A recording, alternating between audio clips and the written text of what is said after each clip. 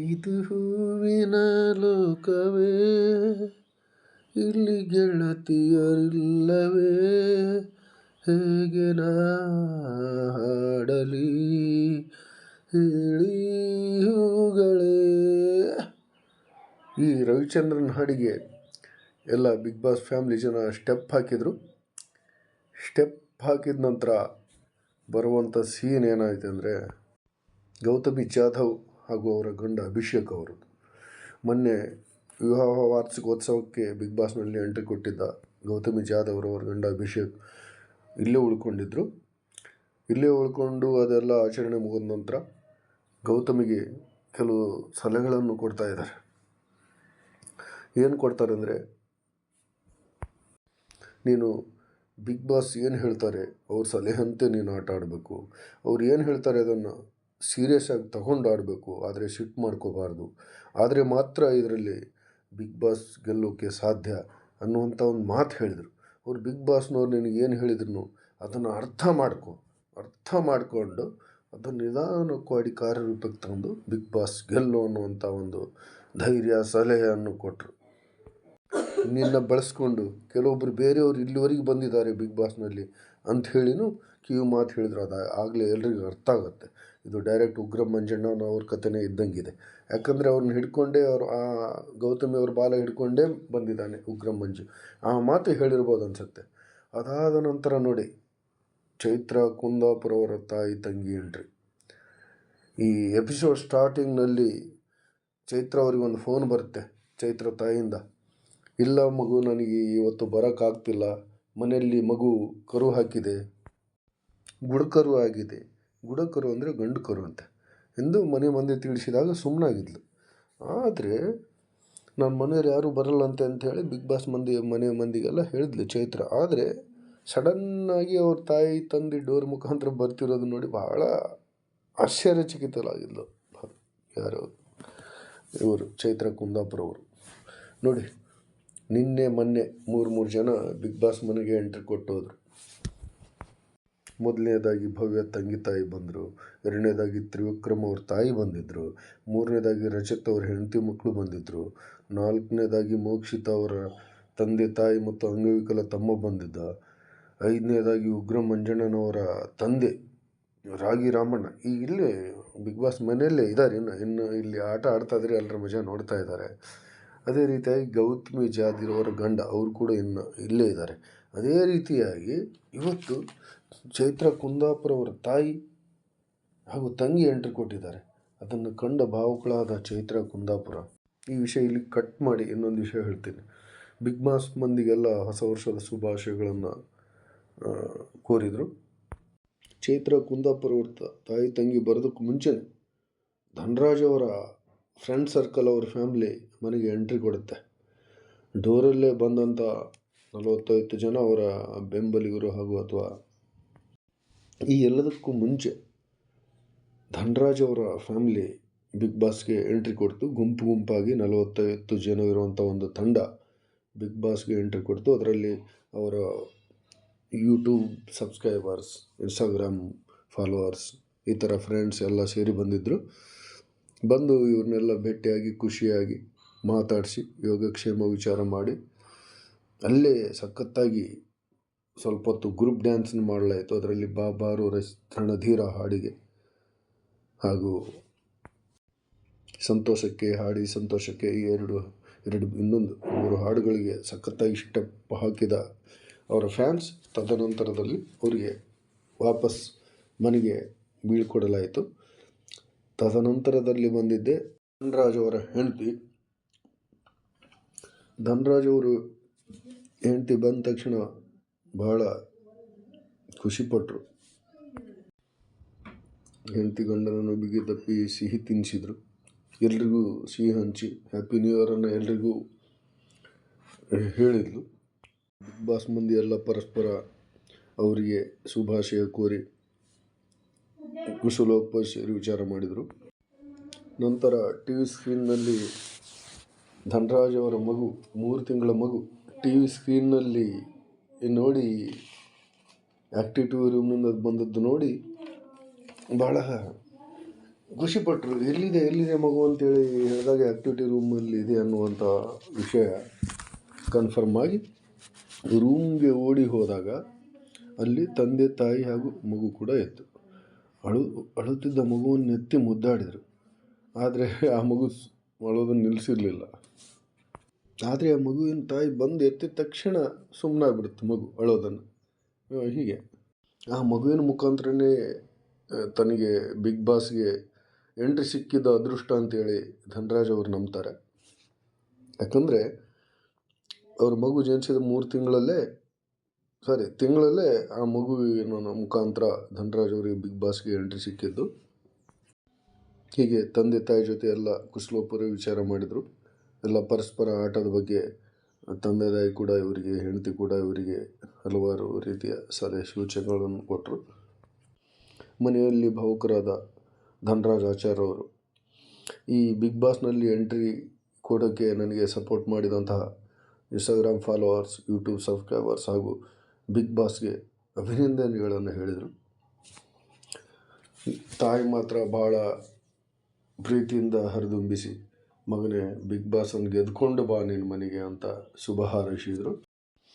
ವಿಶೇಷವಾಗಿ ಸ್ಮರಿಸಿದ ಯೂಟ್ಯೂಬರ್ಸ್ ಹಾಗೂ ಫಾಲೋವರ್ಸ್ಗೆ, ಇನ್ಸ್ಟಾಗ್ರಾಮ್ ಫಾಲೋವರ್ಸ್ಗೆ ಅವರು ಧನ್ಯವಾದಗಳನ್ನು ಹೇಳಿದ್ದು. ಯಾಕಂದರೆ ಯೂಟ್ಯೂಬ್ನಲ್ಲಿ ಇವರು 654K ಸಬ್ಸ್ಕ್ರೈಬರನ್ನು ಹೊಂದಿದ್ದಾರೆ, 369 ವಿವಿಧ ವಿಡಿಯೋಗಳನ್ನು ಅಪ್ಲೋಡ್ ಮಾಡಿದ್ದಾರೆ ಹಾಗೂ 5.2 lakhs ಇನ್ಸ್ಟಾಗ್ರಾಮ್ ಫಾಲೋವರ್ಸ್ ಇದ್ದಾರೆ. ಹಾಗಾಗಿ ಇವರಿಗೆ ದೊಡ್ಡ ಬೆಂಬಲ ಇದೆ. ಆದರೆ ಓಟ್ಸ್ನಲ್ಲಿ ಮಾತ್ರ ಯಾಕೋ ಹಿಂದಿದ್ದಾರೆ. ಅದೇನು ಪೋಲಿಂಗ್ ಓಟ್ಸ್ ಬಿತ್ತಲ್ಲ ಆನ್ಲೈನ್ ಹಾಗೂ ಜಿಯೋ ಸಿನಿಮಾದ ಮುಖಾಂತರ ವಾರದ ನಾಮಿನೇಷನ್ ಆದಾಗ, ಅವಾಗ ನೋಡಿದರೆ ಹನುಮಂತನಕ್ಕಿಂತ ಎಷ್ಟೋ ಪಟ್ಟು ಕಡಿಮೆ ಇದ್ರಿದ್ದಾರೆ. ನೋಡಿದರೆ ಹನುಮಂತವ್ರಿಗೆ ಇವ್ರ ಥರ ದೊಡ್ಡ ಯೂಟ್ಯೂಬರ್ಸು, ಇನ್ಸ್ಟಾಗ್ರಾಮ್ ಫಾಲೋವರ್ಸ್ ಅದು ಇದು ಯಾವ ಅಕೌಂಟ್ಸು ಇಲ್ಲ. ಅವ್ರಿಗೆ ಇರೋದು ಒಂದೇ ಹಾಡೋ ಅಕೌಂಟು, ಕುರಿಕಾಯೋ ಅಕೌಂಟು. ಇರಲಿ, ಈ ಧನರಾಜ್ ಅವರು ಮೂಲತಃ ಈ ರೀತಿ ಮೊದಲಿನಿಂದ ಯೂಟ್ಯೂಬರ್ ಇರೋದರಿಂದ ಇವ್ರಿಗೆ ಯೂಟ್ಯೂಬ್ನಲ್ಲಿ ಯಾವ ಥರ ಮಾಡಬೇಕು ಏನು ಅಂತೇಳಿ ಗೊತ್ತಿದೆ. ಮೂಲತಃ ಮಂಗಳೂರಿನವರಾದ ಧನರಾಜ್ ಅವರು ವಿವಿಧ ರೀತಿಯ ಕಾಮಿಡಿ ವಿಡಿಯೋಗಳನ್ನು ಮಾಡಿ ಜನರಿಗೆ ಗೆದ್ದಿದ್ದರು. ಸ್ವಲ್ಪ ದಿನ ಗಿಚ್ಚಿ ಗಿಲಿಗಿಲಿ ಟಿ ವಿ ಕಾರ್ಯಕ್ರಮದಲ್ಲಿ ಕಾಣಿಸ್ಕೊಂಡ್ರು ಹಾಗೂ ಅಬ್ಬಬ್ಬ ಎನ್ನುವಂಥ ಒಂದು ಸಿನಿಮಾದಲ್ಲೂ ನಟನೆ ಮಾಡಿದ್ದಾರೆ ಅಂತ ಹೇಳ್ತಾ ಇದ್ದಾರೆ. ಹೀಗಾಗಿ ಇವರು ಒಳ್ಳೆ ಪರ್ಫಾರ್ಮರ್ ವ್ಯಕ್ತಿಯಾಗಿದ್ದಾರೆ. ಸಾಮಾಜಿಕ ಜಾಲತಾಣಗಳಲ್ಲಿ ಬಹಳ ಪರಿಚಿತ ಇರುವಂಥ ವ್ಯಕ್ತಿ ಜನರಿಗೆ. ಅದಲ್ಲದೆ ತಾನು ಮಾಡ್ತಿದ್ದ ವಿಡಿಯೋಗಳಲ್ಲಿ ತನ್ನ ಅಜ್ಜಿ, ತನ್ನ ಹೆಂಡತಿ ಜೊತೆ ಹಲವಾರು ವಿಡಿಯೋಗಳನ್ನು, ಕಾಮಿಡಿಗಳನ್ನು, ಶೋಗಳನ್ನು ವಿವಿಧ ರೀತಿಯಲ್ಲಿ ಮಾಡಿ ಜನರ ಮೆಚ್ಚುಗೆ ಗಳಿಸಿದ್ದಾರೆ ಆ ಮಂಗಳೂರು ಭಾಗದಲ್ಲಿ. ಹಾಗಾಗಿ ಆ ಕೋಟದಲ್ಲಿ ಮೋಸ್ಟ್ಲಿ ಇವರು ಬಿಗ್ ಬಾಸ್ಗೆ ಎಂಟ್ರಿ ಕೊಟ್ಟಿದ್ದಾರೆ ಅಂತ ಅನಿಸುತ್ತೆ. ಇದು ಇವರ ಜೀವನ ಚರಿತ್ರೆ ಆಗಿತ್ತು. ನೋಡಿ ಯಾವ ರೀತಿ ಇದೆ ಈ ವಾರದ ಫ್ಯಾಮಿಲಿ ಪ್ಯಾಕ್. ಇದರಲ್ಲಿ ಉಳಿದಿರುವಂಥದ್ದು ಹನುಮಂತನ ಫ್ಯಾಮಿಲಿ ಒಂದೇ. ಅದರ ಬಗ್ಗೆನೂ ಈಗ ನಿಮ್ಮ ಗಮನಕ್ಕೆ ಕೊಡ್ತೀನಿ. ಬಹಳ ದಿನಗಳಿಂದಲೇ ಬಿಗ್ ಬಾಸ್ ಹತ್ರ ಕೋರಿಕೆ ಇಟ್ಟಿದ್ದ ಹನುಮಂತರವರು ತನ್ನ ತಂದೆ ತಾಯಿಗಳ ಜೊತೆ ಮಾತಾಡಬೇಕು, ನೋಡಬೇಕು ಅನ್ನೋಂಥ ಕೋರಿಕೆ ಇವತ್ತು ಕೊನೆಯಲ್ಲಿ ಈಡಾಗ್ತಾ ಇದೆ. ನೋಡಿ, ಕೋರಿಕೆ ಇರಿದಂಥವ್ರನ್ನ, ಬೇಡಿಕೆ ಇಟ್ಟಿರಿದಂಥವ್ರನ್ನೆಲ್ಲ ಕರೆಸಿ ಮಾತಾಡಿಸ್ಬಿಟ್ರು. ಆದರೆ ಹನುಮಂತವ್ರನ್ನ ಲಾಸ್ಟಿಗೆ ಇಟ್ಟರು. ಯಾಕಂದರೆ ಅವ್ರನ್ನ ತಾಳ್ಮೆಯನ್ನು ಪರೀಕ್ಷೆ ಮಾಡ್ತಾ ಇದ್ದಾರೆ ಅನಿಸುತ್ತೆ ಬಿಗ್ ಬಾಸ್. ಯಾಕಂದರೆ ಇವರು ಫೈನಲ್ಗೆ ಹೋಗಿ ವಿನ್ ಆಗೋ ಚಾನ್ಸ್ ಇರೋದ್ರಿಂದ ಇವ್ರ ಮೇಲೆ ಭಾಳ ಟಾರ್ಗೆಟ್ ಇದೆ. ಹಾಗಾಗಿ ಮೊದಲೇ ಕೋರಿದಂಥ ವ್ಯಕ್ತಿಗೆ ಇದುವರೆಗೂ ಕರೆಸಿಲ್ಲ. ಎಲ್ಲರೂ ಫ್ಯಾಮಿಲಿಯವರು ಆಗಿಬಿಟ್ರು. ಲಾಸ್ಟಿಗೆ ಉಳಿದಿದ್ದು ಹನುಮಂತು ಒಬ್ಬರೇ. ಅದು ಈ ಎಪಿಸೋಡ್ನ ಎಂಡಲ್ಲಿ ಹನುಮಂತು ಅವ್ರ ತಂದೆ ತಾಯಿ ಬರ್ತಾ ಇದ್ದಾರೆ. ಇನ್ನೇನು ಶೋ ಮುಗಿಯೋಕ್ಕೆ 2 ನಿಮಿಷ ಇದೆ ಅಂದಾಗ ಬರ್ತಾರೆ. ಕೈಯಲ್ಲಿ ವಿವಿಧ ರೀತಿಯ ಊಟಗಳನ್ನು ತಂದಿದ್ದ ಕೈಚೀಲ ಹಾಗೂ ಬುತ್ತಿ ಕ್ಯಾರೇಜ್ ಬ್ಯಾಗ್ಸ್ ತಂದಿರ್ತಾರೆ. ಅದರಲ್ಲಿ ಉತ್ತರ ಕರ್ನಾಟಕದ ಏನೇನು ಅಡುಗೆ ತಂದಿದ್ದಾರೆ ಅಂತೇಳಿ ನೋಡೋಣ. ಮೋಸ್ಟ್ಲಿ ರೊಟ್ಟಿ, ಕಾಳು, ಪಲ್ಯ, ಚಟ್ನಿ, ಪುಡಿ ತಂದಿರ್ಬೋದು ಅಂತ ಅನಿಸುತ್ತೆ. ಈ ವಾರದಲ್ಲಿ ಏನು ನಡೆಯುತ್ತೆ ಅಂತೇಳಿ ಸಂಪೂರ್ಣ ವಿವರವನ್ನು ಈ ದಿನ ಏನು ನಡೀತು ಅಂತ ನಾನು ಇವತ್ತು ಕೊಡ್ತಾ ಇದ್ದೀನಿ. ನಿನ್ನೆ ಅಷ್ಟಕ್ಕೆ ಬಂದರು, ಒಬ್ರಿಗೊಬ್ರು ಖುಷಿಯಾಗಿ ಮಾತಾಡಿದರು, ಒಬ್ಬರು ಯೋಗಕ್ಷೇಮ ಮಾತಾಡಿದರು, ಒಬ್ರಿಗೊಬ್ರು ತಪ್ಪಿಕೊಂಡ್ರು. ಭಾಳ ದಿನ ಆಗಿತ್ತು ಹನುಮಂತವ್ರ ಫ್ಯಾಮ್ಲಿಯನ್ನು ನೋಡಿ. ಇದು ಯಾವಾಗೋ ಹನುಮಂತವ್ರಿಗೆ ಈಡೇರಬೇಕಾಗಿತ್ತು. ಆದರೆ ಈ ಎಪಿಸೋಡ್ನ ಕೊನೆಯವರಾಗಿ ಬಿಗ್ ಬಾಸ್ನವರು ಅವರಿಗೆ ಆ ಚಾನ್ಸನ್ನು ಕೊಟ್ಟಿದ್ದಾರೆ. ಅದಕ್ಕೆ ಹನುಮಂತವ್ರಿಗೂ ಭಾಳ ಖುಷಿಯಾಗಿದೆ. ಅವರಿಗೆ ಹೋದ ಜೀವ ಮತ್ತೆ ಬಂದಂತಾಗಿದೆ. ನೋಡೋಣ ಈ ಎಪಿಸೋಡ್ನಲ್ಲಿ ಏನು ನಡೆಯುತ್ತೆ. ಈ ದಿನ ಏನು ನಡೆಯುತ್ತೆ ಅಂತೇಳಿ ನಾನು ಸಮಗ್ರ ಹನುಮಂತನ ಮಾಹಿತಿಯನ್ನು ಕೊಡ್ತೀನಿ ವೀಕ್ಷಕರೇ. ಅದಕ್ಕೂ ಮುಂಚೆ ಇನ್ನೊಂದು ವಿಷಯವನ್ನು ಮರ್ತಿದ್ದೆ, ಅದನ್ನು ಈಗ ಹೇಳ್ತೀನಿ ಕೇಳಿ. ಚೈತ್ರ ಕುಂದಾಪುರ ಅವ್ರ ಫ್ಯಾಮಿಲಿ ಬಂದದ್ದನ್ನು ಕಟ್ ಮಾಡಿ ಬೇರೆ ವಿಷಯ ಹೇಳಿದ್ದೆ ನೋಡಿ. ಈಗ ಇಲ್ಲಿ ಸ್ಟಾರ್ಟ್ ಮಾಡ್ತಾ ಇದ್ದೀನಿ ಕೇಳಿ. ತಾಯಿ ಬಂದ ತಕ್ಷಣ ಎಲ್ಲರೂ ತನಗೆ ವಿನಾಕಾರಣ ಕಳಪೆ ಕೊಟ್ಟದ್ದಕ್ಕಾಗಿ ಬೇಸರ ವ್ಯಕ್ತಪಡಿಸ್ತಾಳೆ ತಾಯಿ ಹತ್ರ. ಅದ್ರ ಕುರಿತು ಅಳ್ತಾಳೆ. ಅದಾದ ನಂತರ ಯಾರೇನೇ ಕಳಪೆ ಕೊಟ್ಟಿರಲಿ, ನಮಗೆ ಮಾತ್ರ ನೀವು ಉತ್ತಮಳೆ, ನೀವು ನಮ್ಮ ಸಮಾಜದಲ್ಲಿ ಉತ್ತಮಳಾಗಿ ಜೀವನ ಮಾಡಿ ತೋರಿಸಿದೆಯಾ, ನಮಗೆ ನೀನು ಉತ್ತಮಳೆ ಅಂತೇಳಿ ತಂಗಿ ಹಾಗೂ ತಾಯಿ ಆ ಅಮ್ಮಗೆ ಉತ್ತಮ ಅಂತ ಮೆಡಲನ್ನು ಕೊರಳಿಗೆ ಹಾಕಿ ಹುರಿದುಂಬಿಸಿದರು. ನನಗಿಷ್ಟು ಸಾಕು, ಯಾರೇನಂದ್ರೇನು, ಯಾರು ಕಳಪೆ ಕೊಟ್ರೇನು, ನನಗೆ ನನ್ನ ಮನೆಯವರು ನನಗೆ ಉತ್ತಮ ಕೊಟ್ರಲ್ಲ, ಅವು ನನಗೆ ನಂಬಿ ಅವರು ಉತ್ತಮ ಅಂತ ಹೇಳಿದ್ರಲ್ಲ, ಅದಷ್ಟು ಸಾಕು ನನ್ನ ಜೀವನ ಅಂಥೇಳಿ ಖುಷಿಪಟ್ಟು ಸಂತೋಷಪಟ್ಟಳು. ಈ ಕ್ಷಣದಲ್ಲಿ ಶಿಶಿರವ್ರನ್ನ ನೆನಪಿಸ್ಕೊಂಡ ಚೈತ್ರ ಕುಂದಾಪುರವರು ತದನಂತರ ತನ್ನ ಮನೆ ಬಗ್ಗೆ ಹೇಳಿದ್ರು. ನಮ್ಮ ಮನೆಯಲ್ಲಿ ಯಾರು ಗಂಡು ಮಕ್ಕಳಿಲ್ಲ, ನಮ್ಮ ತಂದೆ ತಾಯಿಗೆ ನಾವಿಬ್ಬರೇ ಅಕ್ಕ ತಂಗಿ ಹೆಣ್ಣುಮಕ್ಕಳು. ಅದಕ್ಕೆ ನಮ್ಮ ಮನೆಯಲ್ಲಿ ಒಂದು ಗೌರವ ಮಾನ್ಯತೆ ಇರಲಿ ಅಂಥೇಳಿ ನಮ್ಮ ತಂಗಿಗೆ ಮಾನ್ಯ ಅಂಥೇಳಿ ಇಟ್ಟರು. ಹಾಗಾಗಿ ನಾನು ಯಾವಾಗಲೂ ರೆಬಲ್ ಆಗಿರ್ತೀನಿ, ಯಾವುದೇ ಕಂಡ್ರೂ ನಾನು ಹೆದರಲ್ಲ, ಗಂಡು ಥರ ನಾನು ಫೇಸ್ ಮಾಡ್ತೀನಿ ಏನೇ ಬಂದರು ಅಂಥೇಳಿ ಚೈತ್ರ ಕುಂದಾಪುರವರು ತಿಳಿಸಿದರು. ಹಾಗೆ ತನ್ನಪ್ಪ ಇವತ್ತು ಅಲ್ಲಿ ಬಿಗ್ ಬಾಸ್ನಲ್ಲಿ ಬರೆದಿದ್ದಕ್ಕೆ ಬೇಸರ ಪಟ್ಟು ಸ್ವಲ್ಪ ಹತ್ತಲು.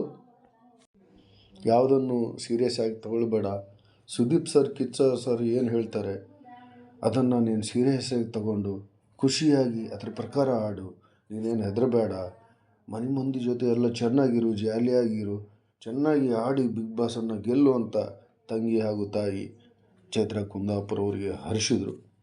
ಇದೆಲ್ಲ ಮುಗಿದ ಮೇಲೇ ನೋಡಿ ಬಂದದ್ದು ಬಿಗ್ ಬಾಸ್ ಮನೆಯಲ್ಲಿ ಹನುಮಂತು, ಸರಿಗಮಪ ಹನುಮಂತು ಅವರ ಫ್ಯಾಮಿಲಿಯವರ ತಾಯಿ ಹಾಗೂ ತಂದೆ. ಈ ಎಲ್ಲ ಎಪಿಸೋಡ್ನಲ್ಲಿ ಪಾಸ್, ಪ್ಲೇ, ರಿವೈಂಡ್, ಫಾರ್ವರ್ಡ್ ಇದೆಲ್ಲ ಒಂಥರ ಮಜೆದ ಆಟ ಆಡ್ತಾ ಇದ್ದಾರೆ ಬಿಗ್ ಬಾಸ್ನವರು. ಇದು ಒಳ್ಳೆಯ ಸರ್ಪ್ರೈಸ್ ಆದಂಥ ಒಂದು ಬಿಗ್ ಬಾಸ್ನಲ್ಲಿ. ಇದಿಷ್ಟಿತ್ತು ಈ ಕತೆ. ವೀಕ್ಷಕರೇ, ದಯವಿಟ್ಟು ನನ್ನ ವಿಡಿಯೋನ ನೋಡ್ತಾ ಇರಿ.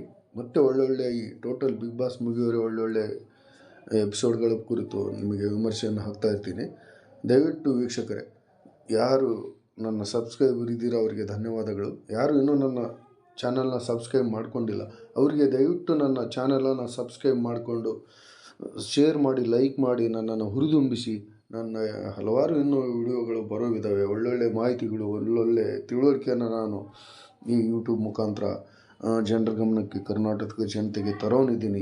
ಅದಕ್ಕೋಸ್ಕರ ದಯವಿಟ್ಟು ಎಲ್ಲರೂ ನನ್ನ ಯೂಟ್ಯೂಬ್ ಚಾನಲನ್ನು ಸಬ್ಸ್ಕ್ರೈಬ್ ಮಾಡಿಕೊಳ್ಳಿ ಅಂತ ಹೇಳ್ತಾ ಇದ್ದೀನಿ.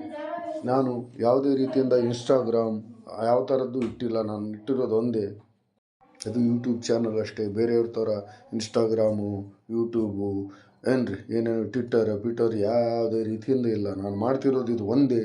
ಇದರೊಂದರಲ್ಲೇ ನಾನು ಸ್ಪೆಸಿಫಿಕ್ಕಾಗಿ ನಾನು ಕಾನ್ಸಂಟ್ರೇಟ್ ಮಾಡಿದ್ದೀನಿ. ಒಳ್ಳೊಳ್ಳೆ ವ್ಯೂಸ್ ಕಾಂಟೆಂಟನ್ನು ನಾನು ನಿಮಗೋಸ್ಕರ ತರ್ತೀನಿ ಅಂತೇಳಿ ಪ್ರಮಾಣ ಮಾಡ್ತಾ, ದಯವಿಟ್ಟು ನನ್ನ ಈ ವಿಡಿಯೋಗಳನ್ನು ಫ್ರೆಂಡ್ಸ್ಗೆ, ಗ್ರೂಪ್ಸ್ಗಳಿಗೆ ಶೇರ್ ಮಾಡಿ, ಸಬ್ಸ್ಕ್ರೈಬ್ ಮಾಡಿ ಅಂಥೇಳಿ ನಾನು ಈ ಮೂಲಕ ನಿಮಗೆ ಕೇಳ್ಕೊಳ್ತಾ ಇದ್ದೀನಿ. ಧನ್ಯವಾದಗಳು ವೀಕ್ಷಕರೇ.